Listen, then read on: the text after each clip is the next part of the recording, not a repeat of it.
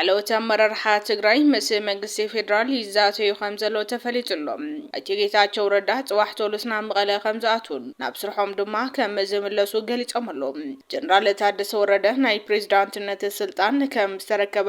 ማርቲን ፕላውት ገሊጹሎም መጠነ ሰፊሕ መጽጋዕቲ ተፈጺሙ ንሕና ምስ ሻዕብያ ኮይና ንመንግስቲ ፌደራል ክንዋጋ ኣይበልናን ክብል ጀነራል ምግበይ ሃይለ ተዛሪቡሎም ግዛታዊ ሓድነት ትግራይ ክረጋገጽን ተመዛበልቲና መረበቶም ክምለሱን በሓድነት ክንቃለሲና ክብሉውን ላዕለዎት ኣዘዝቲ ሰራዊት ትግራይ ይገልጽሎም ምክትል ዋና ኣዛዚ ሰራዊት ኢትዮጵያ ጀነራል አበባው ታደሰም ኣብ ኮማ ከም ዝኣተወ ተፈሊጡሎም ናይ ዝብሉን ካልኦት ሓደሽትን ኣገደስትን ሓበሬታታት ሒዝናልኩም ቀሪብና ኣለና ክሳብ መወዳእታ ዜናና ድማ ሓቢርኩምና ክትጸንሑ ኢና ንዕድም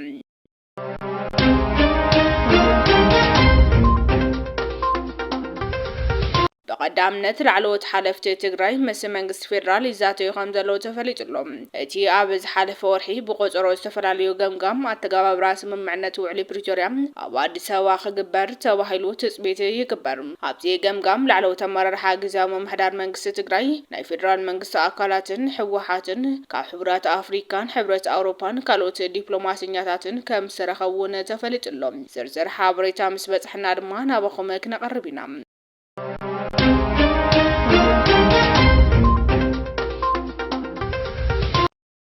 ኣይተ ጌታቸው ረዳ ጽዋሕ ሶሉስ ናብ መቐለ ከም ዝኣቱን ናብ ስርሖም ከም ዝምለሱን ገሊጾም ኣለው።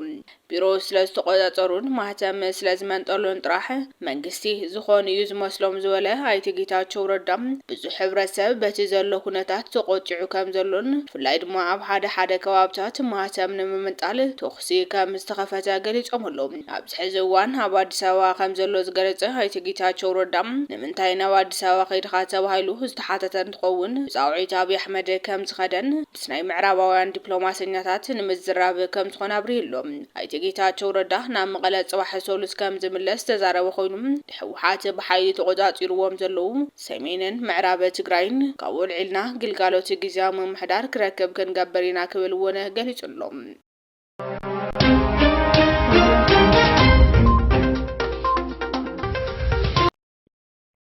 ካልእ ሓበሬታ ድማ ንሕና ምስ ሻዕብያ ኮይና ንመንግስቲ ፌደራል ክንወግእ ኣይበልናን ክብል ጀነራል ምግበይ ሃይለ ተዛሪቡሎም ውዕሊ ሰላም ፕሪቶሪያ ሰላም ዘምጽእ ስለዝኾነ ሰላም ክንዘርጋ ይንደልን ክሳብ ዘላቂ መፍትሒ ዝመጽእ ንሕና ኣካል እቲ ሃገር ስለዝኾንና ስምምዕነት ፕሪቶሪያ መሰልና ክሕሉ ኣለዎ ክብል ጀነራል ምግበይ ሃይለ ተዛሪቡሎም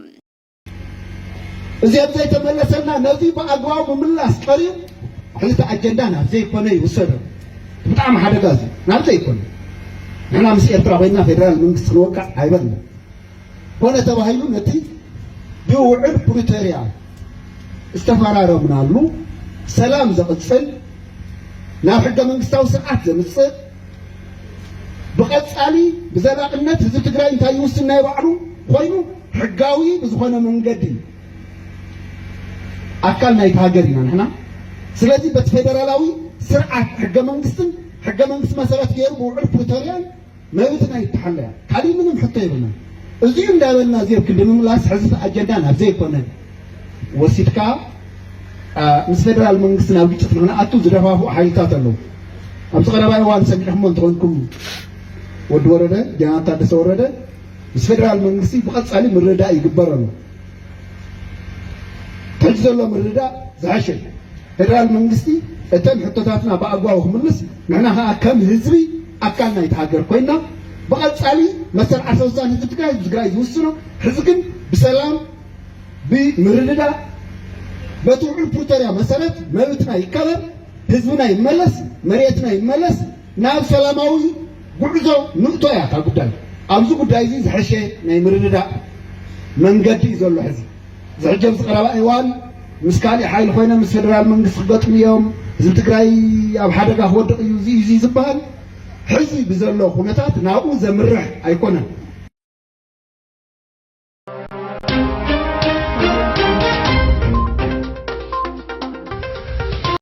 خالي حابريتا دما جنرال تادس ورده ناي بريزيدانتነት ስልጣን ከም ዝተረከበ ማርቲን ፕላውስ ይገልጸሎም صحافن تنتان بوليتيكان قرن افريكا مارتين بلاوت بريزيدانت ጊዜያዊ ምምሕዳር ትግራይ የጌታቸው ረዳ ካብ ሓላፍነት ከም ሰአሉን ምክትሎም ዝነበሩ ጀነራል ታደሰ ወረደ ናይ ፕሬዝዳንትነት ስልጣን ከም ዝተረከቡ ጽሑፍሎም ማርቲን ፕላውት ከም ዝበሎም ኣብቲ ዶክተር ደብረጽዮን አይታማኔላ ሰፋን ዶክተር ሃብተጽዮን ዝተረከቡሉ አኼባ መንግስቲ ፌደራልን አይተጌታቸው ረዳን ከም ዘይተረከቡ ገልጹሎም ስለዚ ከም ሓበሬታ ማርቲን ፕላውት ፕሬዝዳንት ኮይኖም ዝተመደቡ ጀነራል ታደሰ ሲቪላዊ ምሕደራት ትግራይ ናብ ወታደራዊ ምሕደራት ተቀይሩሎ ክብል ይገልጽ ከምኡ ተኮይኑ ድማ ሃንገነ ስርቀን ምሕባቅ ሸቀጣሸቀጥን ምስራቅ ነዳድን ካብ መዕደልታትን ዘሕጋው ንግድን ዘሕጋው ዕደናን ዝውውር ደቅ ሰባትን አጽዋርን ብህጹጽ ደው ከም ዘብሎን ምክንያቱ ውን ነዚን ካልእ ክፍጽሞ ዝተረኸቡ ብቀጥታ በወታደራዊ ጉዳይ ይርአ ወይ ድማ ስጉምቲ ይወስደሉ ስለዝኾነ ስለዚ ኣብ ጉዳይ ተመዛበልትን መምላስ ተወረረ ግዛአትናን ፈተናታት ዝወጽሑ ዋላ እኳ እንተኾነ ምስ ፌደራል ተላዚብካም ኣብ ምርጋጽ ሓሸ ዝላክሉ ከም ትኽእልውን ኣብ ከይዲ ዘተዓናቀፈውን በተማሳሳሊ ስጉምቲ ክውሰደሉ ይኽእል ይክብል ጽሑፍሎም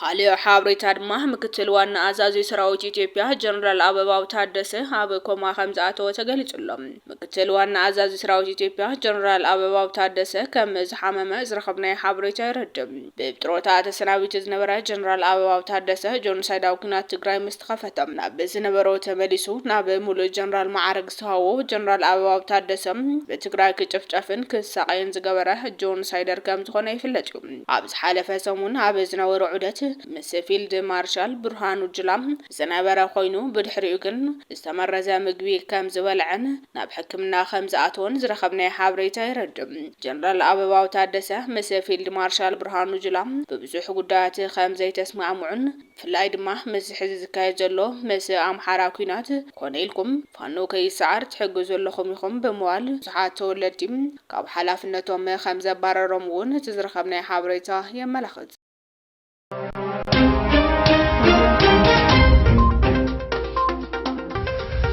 خالي حابريتا دما ግዛታው ሓድነት ትግራይ ክረጋገጽን ተመዛበልቲና መረበቶም ክምለሱን በሓድነት ምቅላስ ከም ዘድሊ ኣመራርሓ ሓይልታት ጸጥታ ትግራይ ይገልጽሎም ቅያኮር 421 ዘርእስታ መጽሓፍ ኣብ ከተማ ዓድዋ ተመሪቃላ 11 ምዕራፋትን 241 ገጻት ዝሓዘት ቅያኮር 421 ዘርእስታ መጽሓፍ ኣዋላት ታኮር ኣብ ዋን ምኸተን ኣብ ዝተፈላለዩ ከባቢታት ትግራይን ማእከል ሃገርን ዝፈጸሙ ቅያን ተጋድሎን ብዝርዝር ዝሓዘትን ወለዶ አስተምሮት ምዃና ተሓቢሩሎም ኣብ ምረቃ ቅያኮር 421 ዘርእስታ መጽሓፍ ተሳትፉ ተጋደልቲ መንተ ህላው ህዝቢ ትግራይ መስዋዕት ናይ ዝኸፈሉ ብጾቶምን ሕድሮምን ከይዕበሩ ግዛታው ሓድነት ትግራይ ክሳብ ዝረጋገጽ በሓድነት ከም ዝቃለሱ ተዛሪቦምሎም ኮር 421 ዝተሰናደ መጽሓፍ ዘመረቀም ካብ ኣመራርሓ ሓይልታት ጸጥታ ትግራይ ተጋዳላይ ምግበይ ሃይለም ንምርጋጽ መንነት ዝተኸፈለ መስዋዕቲ ኣብ ሽቱ ክበጽሕን ጸገመ ተጋሩ ክፍትሕን አፈላላያትና ስልጡን ብዝኾነ መንገዲ በመላይ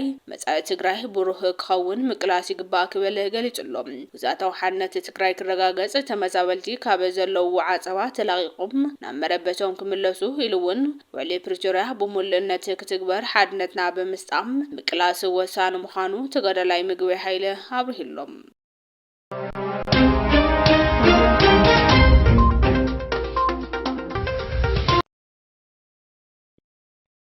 خالي زينا دما ኣብ ዞባ ሰሜናዊ ምዕራብ ትግራይ ወረዳ ታሕታይ ቆራሮ ብገበን ዘይሕጋዊ ዝውውር ሰባት ዝተኸሰሰ ውልቀ ሰብ ብጽኑዕ ማእሰርቲ 7 ዓመት ክቅጻዕ ተፈሪድዎሎም ኣዛዚ ፖሊስ ወረዳ ታሕታይ ቆራሮ ተጋዳላይ ማዓሾ አስመላሽ ከም ዝሓበሮም ጎይቶም የማነ ለገሰ ዝተባሃለ ውልቀ ሰብ በዕለት 1 ጥቅምቲ 2017 ዓ.ም ኣብታ ወረዳ ካብ ትርከብ ጣብያ ሰላም ቁሸት ማይዱሙም ንኽልተ ደቂ ኣንስትዮ ኣታሊሉ ናብ ስዑድ ዓረብ ክወስደክን የብምዋል ምንቅስቃስ እንትጅመር ብክትትል ፖሊስ እታ ወረዳ ኣብ ትሕቲ ቁፅጥር ክውዕል ክኢልሎም ኢዱ ካብ ዝተሓዘሉ እዋን ጀሚሩ ኣድላይ ስራሕቲ ምፅራይ ብምክያድ ድማ መዝገቡ ናብ ቤት ፍርዲ ክምራሕ ተገይሩ ብምዃኑ እውን ነዚ ንምርኣይ ዝተሰየመ መጋባያ ማእከላይ ቤት ፍርዲ ዞባ ሰሜናዊ ምዕራብ ትግራይ ተኸሳሲ ጎይቶም የማነ ለገሰ ብዝፈጸሞ ዘይሕጋዊ ተግባር ገበነኛ ገበረኛ ኮይኑ በመርካው ንገበረኛ መረሚ ነትኻለ ድማ መምሃርን ክኸውን ብጽኑዕ ማእሰር 7 ዓመትን 2000 ቅርሺ ጥረ ገንዘብን ክቕጻዕ ከም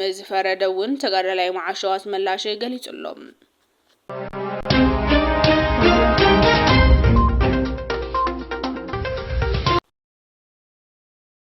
على حابرة ما متنا سفيح متقاعتي تفتيم لهم قبل عامة يمن متنا سفيح متقاعتي مفتام جمير لهم ما خلينا عبن هو كتن قينا زل يمن كابد بعلى حليفهم نتزواج هو خن رعدتاتك فتروه صنحهم يوم نزوم شبراتات المدفع أمريكا متقاعتي جميرة خمزلان زاقيد دما سف زي بالكسارة قبل على جل حمات هوتي الناوت حكم زركب سرقبنا حابرة يردم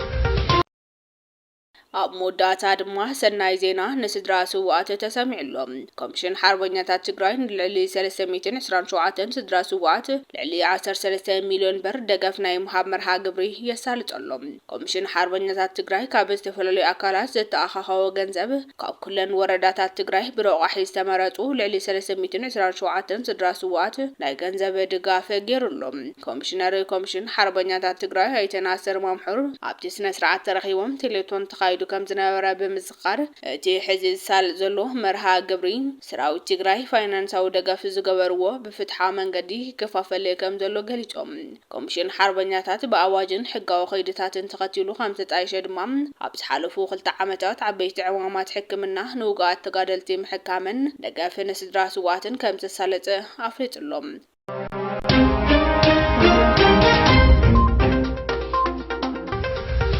كبراتن فتواتن تخطاتلتي دعامات ميديا لو ميزتدالو حدشنا قدسن حابريتاتات نزوم كتكتاتلوهم تنحهم يمسلن يروم تسناي مكتالكم دما زينا إنا نمسجن سلام